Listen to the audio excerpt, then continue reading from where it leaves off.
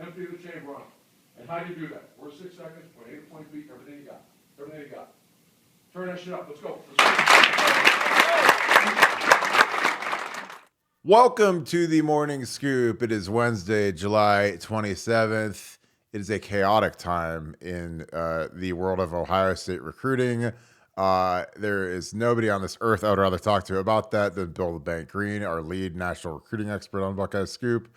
So I'm excited to have Bill join us. But real quick, as always, thankful and grateful for you guys. Keep on liking these videos.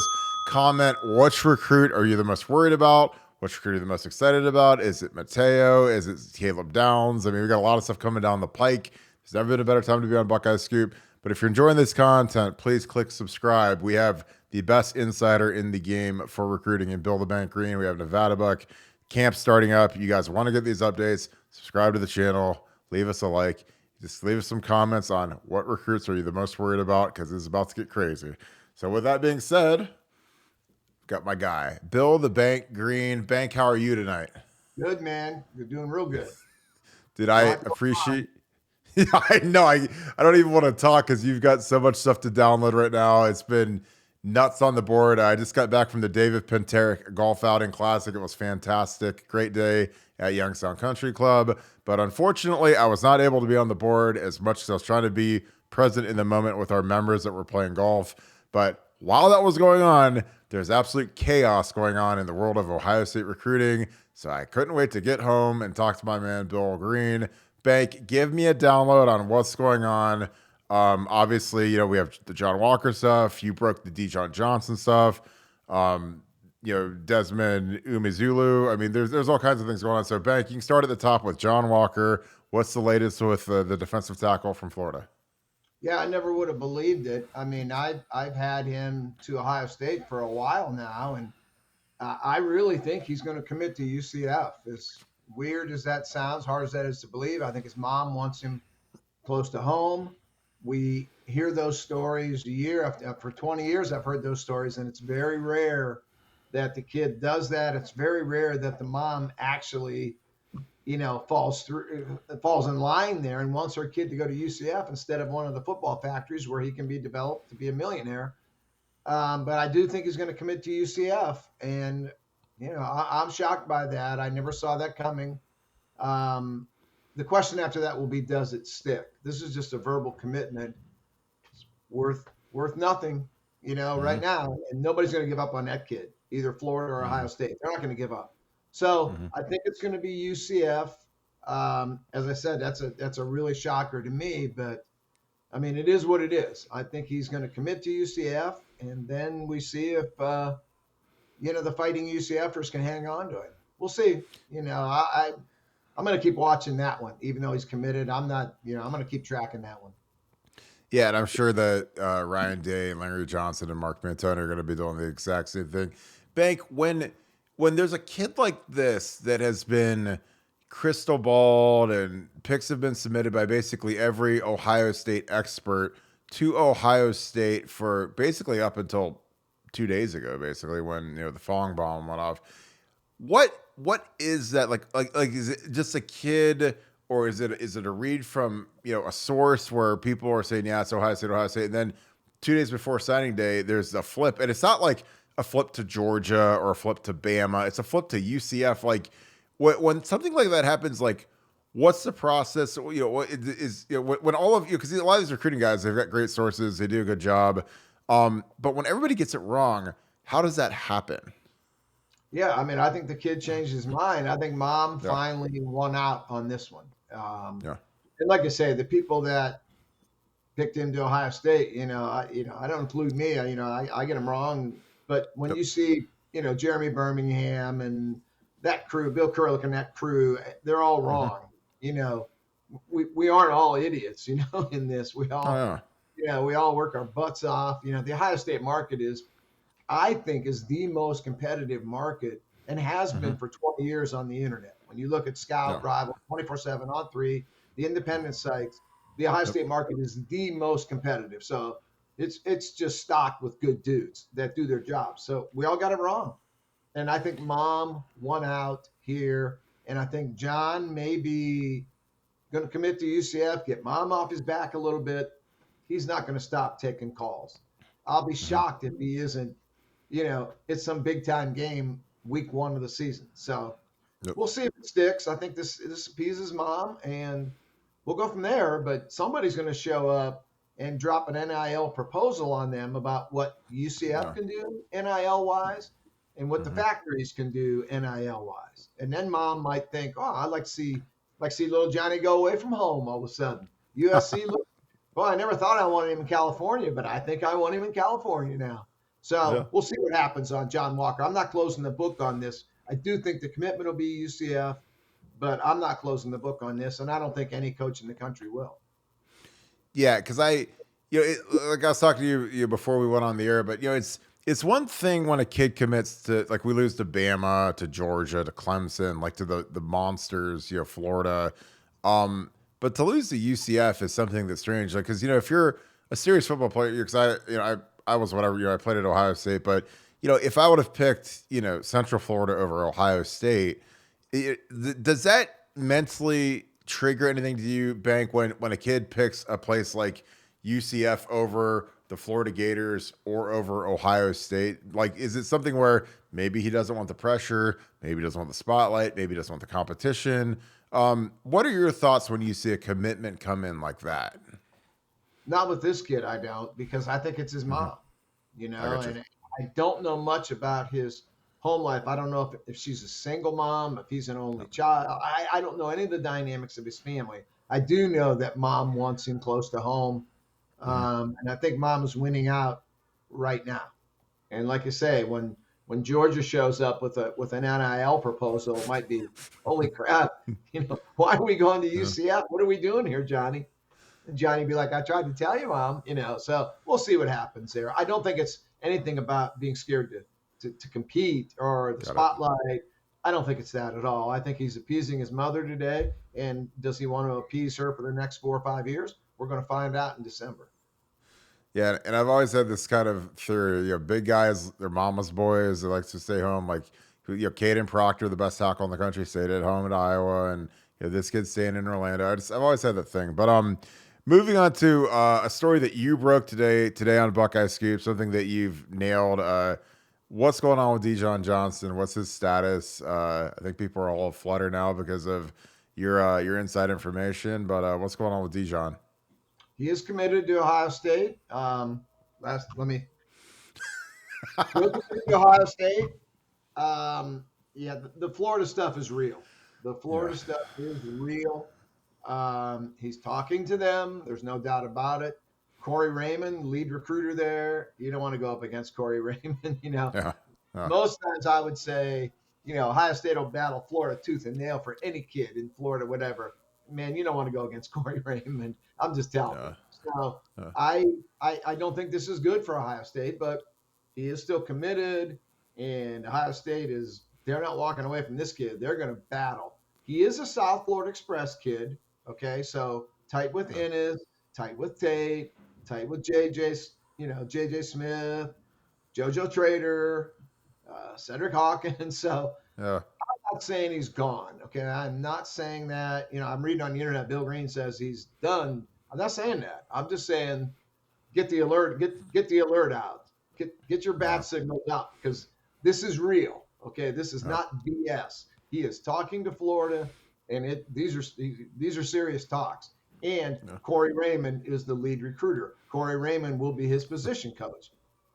This is, my antenna's up, put it that way. And I'm not out to bring bad news or to, it's just not, this is just, it is what it is, and it reminds me so much of Jaheim Singletary's recruitment last year. I mean, it looked like a different chapter of the same book to me, but we'll see. Ohio State, Perry Iliano, Timmy Walton, Ryan Day, these guys aren't just going to let this kid waltz out the door. They're going to fight for this kid because he's one heck of a talent. Yeah, and again, we don't try to be the bearer of bad news, but we do bring the news and the scoop, and this is part of the gig, man. Is like you like to keep people in the loop because it's better to say, hey, this is a real thing, and then if he flips, like, well, told you, it's not just he flips and we had no clue. I mean, this is real smoke, and this is what people want to know, and what's really going on. defensive end Desmond Muzulu. We talked about him a little bit on Monday. What is his status? Like you said, going to commit at the end of August. What's his Yeah. status with OSU? Kind of rounding out this class. If we could grab him and Mateo, that'd be a stellar class. But what are your Right. thoughts on him at this moment?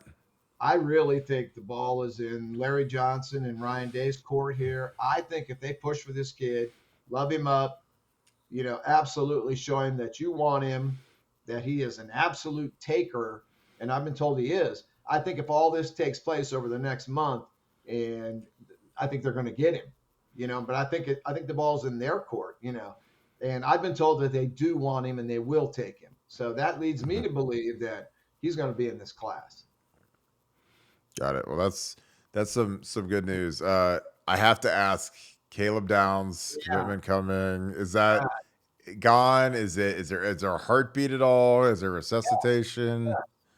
Yeah, and I hate to be the guy that scared to make a call, because that's never been me in my history. Yeah. I've been doing 20 years, and I get them wrong. Believe me, I get them as wrong as much as anyone. But I'm usually fearless in making a call. On this one, I'm telling you, well, my the South Florida guys that are Yeah. swearing to me that it's Bama, it's been Bama, it's always been Bama. But then I have a guy that I really trust he's not telling me it's going to be Ohio State. He's not saying that. He's saying don't be surprised if it's Ohio State. And this is someone who's very conservative that I trust. Two separate commits, Ohio State commits telling me we're getting Caleb Downs. But I went through that with Mike Brewster about 15 years ago. He's out there getting everybody. So Mike Brewster lived a lot of failed equal signs because them kids could tell him anything, and he thought, we got that dude. We got that dude for sure. So I don't know. I'm sitting this one on the sidelines because of the conflicting information I'm getting from people that I really trust. So, and I hate to do that. I wish I'd come on here and say, look, it's Bama. Look, it's OSU. Man, I'm just sitting there waiting on this one, hoping to get somebody to tell me definitively that it's over. And Ohio State thinks they're in it. I promise you that. When you see Kevin Wilson retweeting tweets of Caleb Downs, they don't retweet tweets of kids that have already called them and said they're going somewhere else. They don't do that. Yeah. So Yeah. Ohio State feels they're in this, and that's important. They feel good where they're at.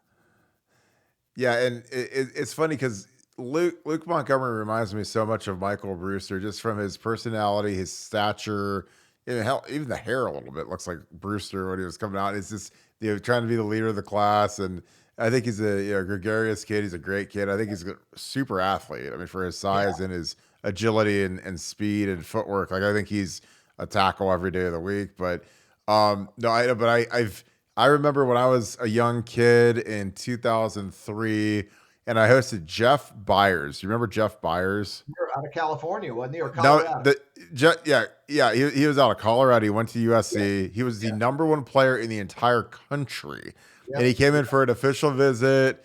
And I was calling him, and we were buddies, and I hosted him, and it was great. And and then we didn't have a chance because of USC, and he was a great kid. He had a ton of devastating injuries at SC. He's never really panned out, but his high school film was unbelievable, and he was a great kid. I mean, when you're a player on the roster like I was actively recruiting good players. Like Kyle Mitchum was a 4-star kid, Army All-American kid. He was a fit, athletic kid, and we're trying to get a little more athletic on the line. And I always wanted good players to play with because I was like, there's nothing more miserable than being a really good player with a bunch of bad players around you. I wanted every 5-star around me, every quarterback, Ted Ginn, because you need skill guys. You need a good offensive guard. I had TJ who was great, and it makes your life easier when you have good players on your team. So I can see why these guys would be wanting to go after the Calebs and that type, and Don, Dylan Raiola, and it makes your life a lot easier when you have a superstar quarterback. Because I was lucky because I played with Troy and Ted Ginn and Santonio Holmes and Dante Whitner, and those are 5-star type, first round type guys. And life's great when you have those guys on your defense and as your skill guys. But no, any final thoughts? We've had some little bit of the last month hasn't been overly kind to Ohio State recruiting wise. We've lost we've missed on every other running back other than Hugh Fletcher, who is, he's like kind of the guy that we thought would be the 1B, and we miss on Richard Young, Justice Hayes. I mean, you know, tackle has been it's been one of those things. Let's lean in. We're not going to get Samson Okunlia. It's what are your thoughts overall as an overall team? Through this part of the season, we're almost to August, signing days in a few months. What are your thoughts? I mean, outside of Brian Hartline, who's the outlier and he's just the ultra recruiter, because again, I tell people, I was like, don't compare guys to Hartline. It's like comparing yourself to Elon Musk or Steve Jobs, or like, I mean, it's going to be a miserable existence if you compare every coach to Brian Hartline and his recruiting ability. But what are your thoughts overall as a team, where we're at as a class? How can we get better? How can we close better? And again, I know you're not Mark Pantoni, but what are your thoughts thus far on some of the guys that people thought were going to be Buckeyes and they didn't even end up getting visits, or we just lost out on? Well, first off, I would preach patience, and I've been preaching patience with all the new hires on defense. I mean, those guys, they're now recruiting people that they were not recruiting. It's not like they came from Georgia to Ohio State and they're still recruiting Dijon Johnson. Now, these guys, Justin Fry was not recruiting the people he wasn't recruiting Samson Okunlola to UCLA. Yeah. Give him some time to establish some relationships. They just got hired in January or February. This is a tough business when you're at the top of the food chain. Now, I think Timmy Walton and Perry Eliano put together a really nice DB class. Of course, you want to hang on to Dijon because he's such a stud. And you want to add Caleb Downs. He's a stud. But these guys have only been on the job a short while. Jim Knowles, I mean, he got blitzed so far at linebacker. Jim Knowles, you didn't recruit Troy Bowles when you were at Duke or Oklahoma State. These guys are now recruiting different kids and different type kids. And they're now going against different schools than they went against before. Yeah, Jim Knowles would rather go against Texas Tech for a linebacker than he would Georgia or USC. You know what I mean? Yeah. An adjustment on that line too. So, but for the new guys, I think I would preach patience for them. Hartline, like I said, man, I don't even worry about him. They're going to get 4 or 5 stars next year. I don't know who they are, but I know they're coming. Boy, Tony Alford, he hits and he misses. He hits, you know what I mean? But it's not over yet either. I guess that would be, I guess my final thought for the end of July is it's the end of July. If you go back last year, there is not a chance in heck that any OSU site was talking about Devin Brown the last week of July. Okay? Yeah. Devin Brown is going to be a heck of a quarterback. We weren't talking about him till late November.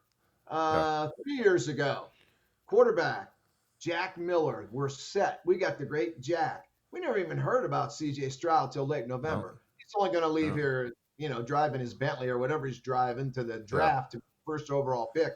I would preach patience. Let's, if we're doing this show on February 10th and things look like they do right now, then fire away, blast away. But it's late July, and when you look on the recruiting composite, Ohio State's not 43 or 61 or something like that. They're like 1 or 2 right now.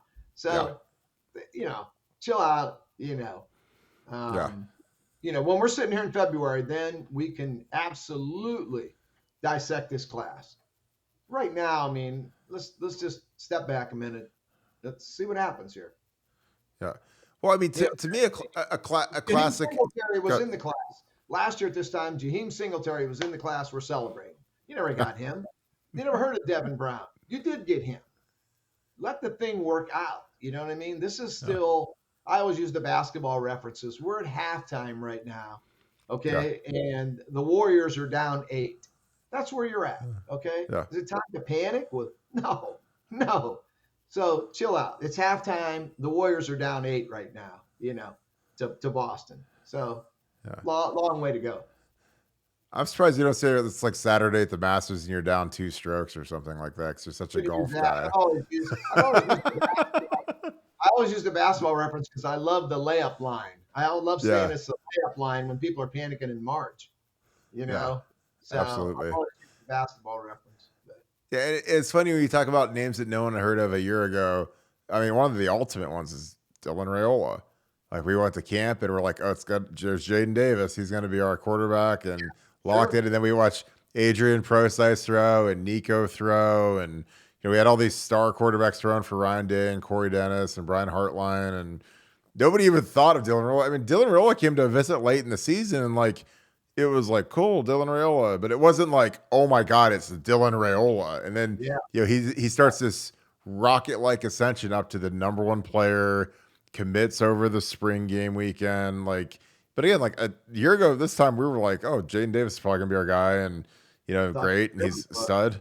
Yeah, yeah, and there's nothing wrong with that, but it's like again, things change, and it gets to the spring game, and it's like, is there going to be this head-to-head thing where Dylan Raiola shows up for the spring game because Dylan had been there for spring practice, and then he shows up, a week later to the spring game because that was something where I said I, I don't think he's coming, and then you're like, oh, I think he's coming, and I was like, and I just talked to Dominic, and I was like, Dominic, you just told me he wasn't coming. He's like, hang on, we're on the internet. We might actually be coming this week. And I was like, you just told me you weren't coming. And then Bill Greene's on here saying, oh, I've got word that he is coming. And I was like, I just talked to his dad.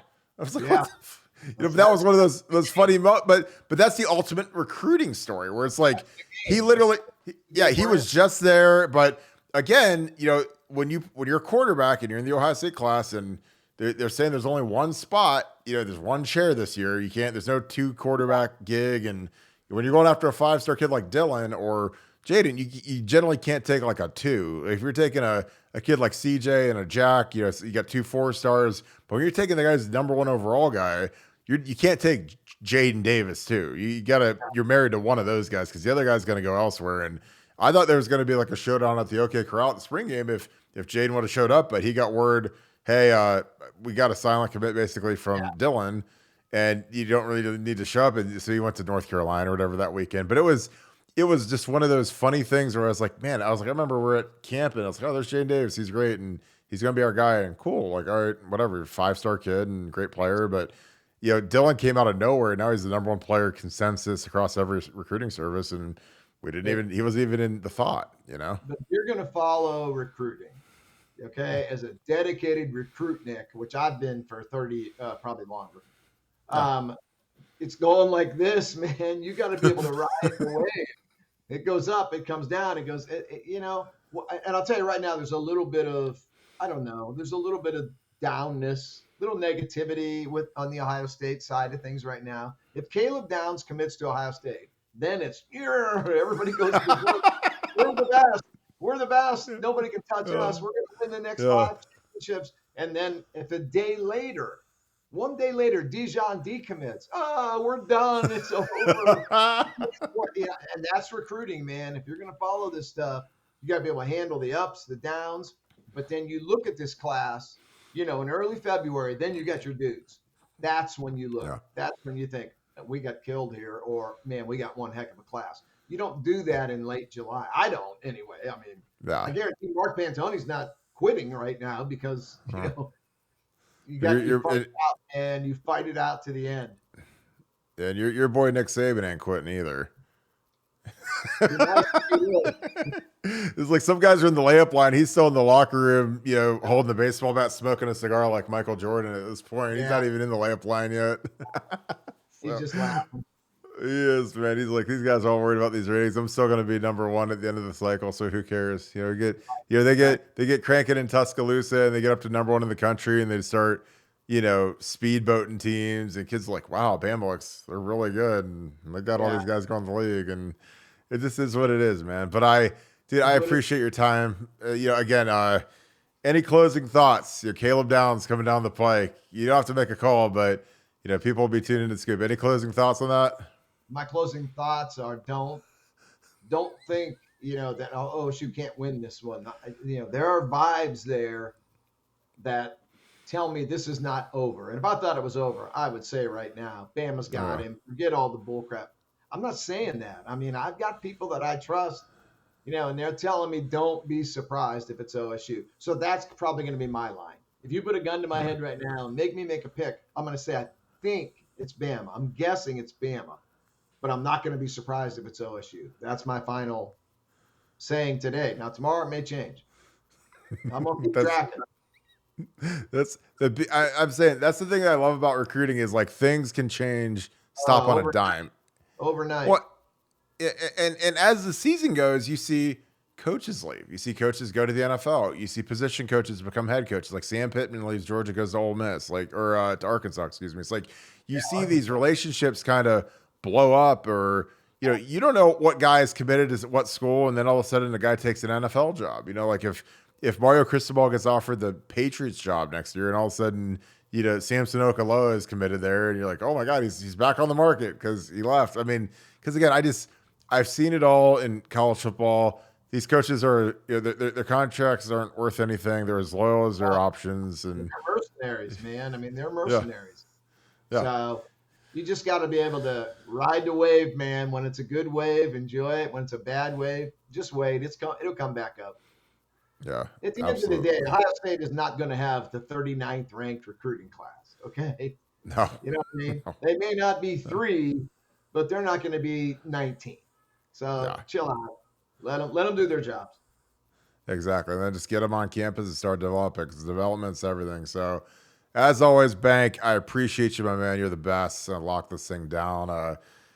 Again, guys, this is why the Bank is who he is. This is why he's the best in the business. He unbelievable insight, unbelievable news from him, and it really it shows you why he's the best in the game. He's got great sources, great contacts, brings the heat, and he's not scared to make calls. And he keeps it real when he's on these deals, and that's why I appreciate him. So, telling you guys, never been a better time to get on BuckeyeScoop.com. We are growing like crazy. We're getting ready for training camp. You guys need to get ready for training camp and get inside of training camp. And that's what we do on BuckeyeScoop.com. So if you enjoyed this, please leave us a like, leave us a 5-star review on Spreaker, and leave us some comments. What do you think about the recruiting cycle coming down the line? So with that being said, I appreciate you guys. Thank you, Scoop family. Thank you, Buckeye Nation. Appreciate you guys. Go Bucks. Have a great day. All right, man. Appreciate you, brother. For dinner here. All right, my man. Thank you so much. That was great. All right. I'll see you, brother.